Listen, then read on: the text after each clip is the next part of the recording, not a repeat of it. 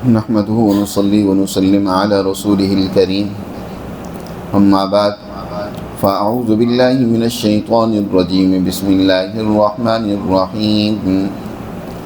الله الذي خلقكم من ضعف ثم جعل من بعد ضعف قوة ثم جعل من بعد قوة ضعفا وشيبا يخلق ما يشاء وهو العليم القدير وَيَوْمَ تَقُومُ السَّاعَةُ يُقْسِمُ الْمُجْرِمُونَ مَا لَبِثُوا غَيْرَ سَاعَةٍ كَذَلِكَ كَانُوا يُؤْفَكُونَ وَقَالَ الَّذِينَ أُوتُوا الْعِلْمَ وَالْإِيمَانَ لَقَدْ لَبِثْتُمْ فِي كِتَابِ اللَّهِ إِلَى يَوْمِ الْبَعْثِ فَهَذَا يَوْمُ الْبَعْثِ وَلَكِنَّكُمْ كُنتُمْ لَا تَعْلَمُونَ فَيَوْمَئِذٍ لَا يَنفَعُ الَّذِينَ ظَلَمُوا مَعْذِرَتُهُمْ وَلَا هُمْ يُسْتَعْتَبُونَ وَلَقَدْ ضَرَبْنَا لِلنَّاسِ فِي هَذَا الْقُرْآنِ مِنْ كُلِّ مَثَلٍ وَلَئِنْ جِئْتَهُمْ بِآيَةٍ لَيَقُولَنَّ الَّذِينَ كَفَرُوا إِنْ أَنْتُمْ إِلَّا مُبْطِلُونَ كَذَلِكَ يَطْبَعُ اللَّهُ عَلَى قُلُوبِ الَّذِينَ لَا يَعْلَمُونَ فاصبر إن وعد الله حق ولا يستخفنك الذين لا يوقنون صدق اللہ العظیم۔ یہ سورۃ الروم کا آخری رکوع ہے۔ اللہ سبحانہ و تعالی نے اس سورہ مبارکہ کے آغاز میں یہ بات واضح کی تھی۔ اللہ سبحانہ و تعالی اس ایمان والی جماعت کو جو نبی کریم صلی اللہ علیہ وسلم کے زیر تربیت اللہ کے دین کو دنیا میں غالب کرنے کے لیے تیار ہو رہی ہے، اللہ کا وعدہ ہے کہ وہ اس جماعت کو دنیا میں ضرور غالب کرے گا۔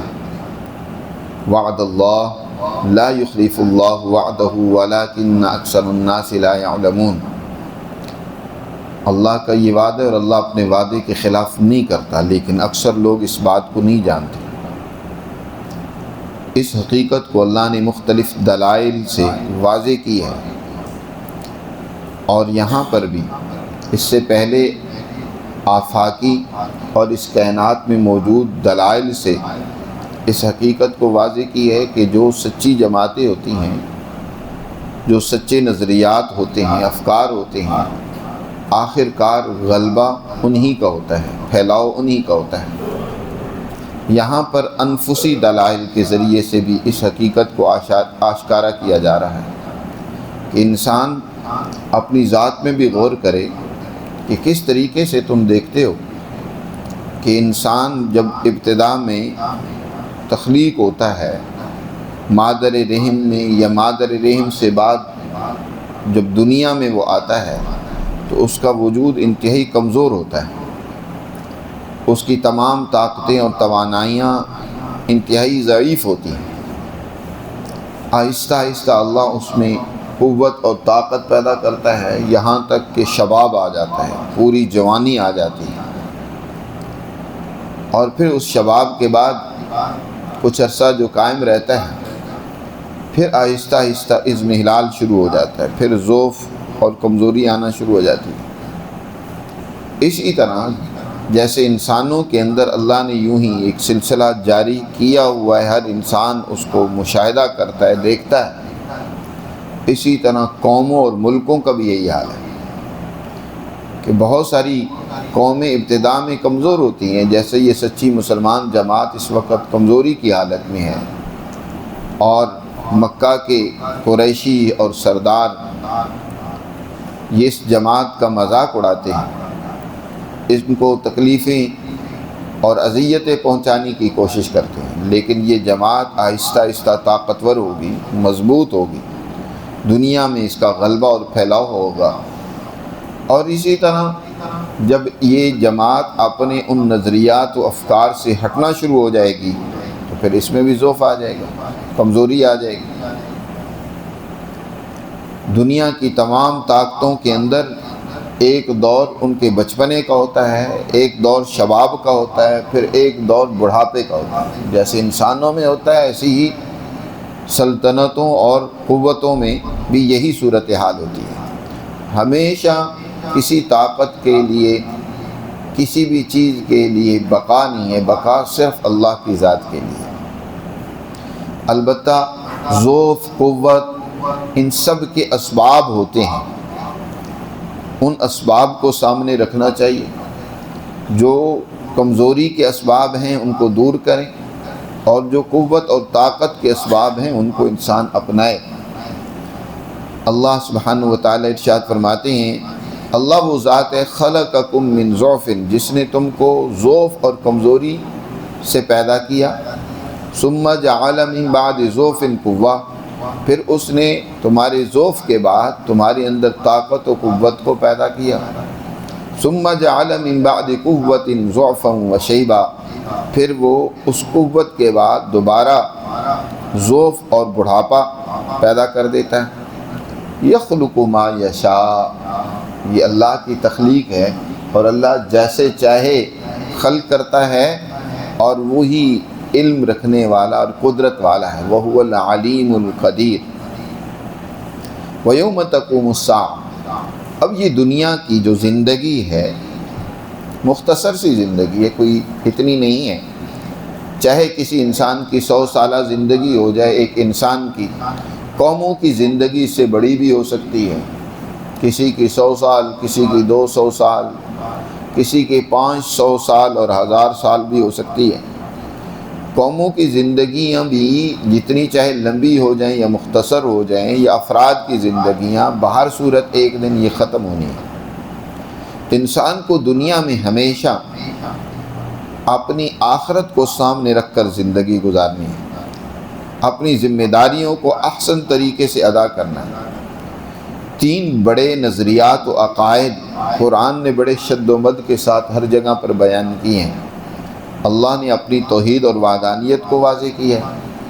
اور انبیاء میں کی رسالت کو بیان کیا ہے، اور آخر میں سید الانبیاء جناب رسول اللہ صلی اللہ علیہ وسلم کی رسالت پر یقین، اور ان کے آخری نبی صلی اللہ علیہ وسلم ہونے پر یقین و ایمان، اس کو قرآن نے بیان کیا۔ اور تیسری چیز جس کو اللہ نے بڑے زور کے ساتھ بیان کیا ہے، وہ ہے آخرت، معاد، کہ یہ دنیا سب کچھ نہیں ہے، یہ دنیا تو دارالعمل ہے، کام کرنے، ذمہ داریوں کو نبھانے، اللہ کے احکامات کا نفاذ کرنے کی یہ زندگی۔ کل قیامت کے دن جو لوگ تو اس دنیا میں غفلت میں، بدمعاشیوں میں، دنیا کے اندر مستیوں میں ڈوبے رہے، تو کل قیامت کے دن وہ پچھتائیں گے، اور وہ اس دنیا کی زندگی پر حسرت کریں گے، تل ملائیں گے۔ اللہ اس کا نقشہ کھینچتے ہوئے فرماتے ہیں وَيَوْمَ تَقُومُ السَّاعَةُ، اور جس دن الساعہ یعنی وہ گھڑی قائم ہوگی۔ الساعہ کا لفظ مطلقاً ایک گھڑی، ایک گھنٹہ، ایک لمحہ اس کے لیے بولا جاتا ہے، اور اس سے مراد دونوں ہو سکتی ہیں، یعنی وہ جماعت جو ابھی کمزوری کی حالت میں ہے، آہستہ آہستہ طاقتور ہو کر جب اس کا غلبہ ہو جائے، وہ گھڑی بھی مراد ہو سکتی ہے۔ تو وہ وقت جب سچی عادل جماعت غالب آتی ہے، تو مجرم لوگوں کے لیے وہ وقت اور گھڑی بڑی مشکل ہوتی ہے۔ اسی طرح دنیا سے گزرنے کے بعد جو قیامت کی گھڑی ہوگی وہ بھی الساعہ ہے جی۔ تو وہ جب قیامت کی گھڑی ہوگی، وہ دن بھی مجرموں کے لیے بڑا سخت اور کٹھن ہوگا۔ اللہ اس گھڑی کا ذکر کرتا ہے، جس دن قائم ہوگی وہ گھڑی، مسلمان جماعت کے غلبے اور کامیابی کی گھڑی ہو یا قیامت کے دن، اس دن بھی مسلمان جماعت کامیاب ہوگی یقیناً۔ دنیا میں بھی اللہ کا وعدہ ہے سچی مسلمان جماعت کے ساتھ، قیامت کے دن بھی وعدہ ہے۔ تو یقسم المجرمون ما لبثوا غیر ساعہ، اس دن مجرم لوگ قسمیں کھائیں گے کہ ما لبثوا غیر ساعہ، وہ تو اس خوشحالی میں، اس عیش و طرب میں بہت تھوڑا سا وقت رہے ہیں۔ اس وقت انہیں عیش و عشرت کا وقت بہت معمولی نظر آئے گا، اور اگر آخرت کی زندگی مراد ہو تو پھر وہ دنیا کی زندگی کو بہت ہی قلیل اور مختصر ایک لمحہ سمجھیں گے کہ ہم دنیا میں تو ایک لمحے کے لیے گئے تھے۔ ما لبثوا غیر ساعہ، ایک گھڑی سے زیادہ ہم نہیں ٹھہرے دنیا میں۔ تو میرے عزیز دوستو ہے بھی اسی طرح ہی، آخرت کے مقابلے میں یہ ساری زندگی ایک بہت معمولی لمحہ ہی ہے جس کو آج ہم غفلت میں گزار رہے ہیں، اور مجرموں کو تو یہ ساری زندگی آخرت میں بالکل معمولی سی لگے گی۔ ظاہر ہے جب کسی کو تکلیف پہنچتی ہے، مصیبت آتی ہے، تو راحت اور آرام کا وقت بہت مختصر اسے لگتا ہے، تو وہاں بھی جھوٹ بولیں گے مجرم۔ کذالک کانوا یؤفکون، اسی طرح جس طرح وہ دنیا میں حق سے پھیرے جاتے تھے، حق بات نہیں سمجھ انہیں آتی تھی، جھوٹ بولتے تھے۔ یؤفکون، افک الرجل عربی میں بولا جاتا ہے جب کوئی آدمی جھوٹ بولتا ہے، حقیقت تک اس کا ادراک اور رسائی نہیں ہوتی، تو اس کو کہتے ہیں افک الرجل۔ الارض المعفوکہ، یعنی اس زمین کو کہتے ہیں ارض معفوکہ جہاں بارش نہیں ہوتی،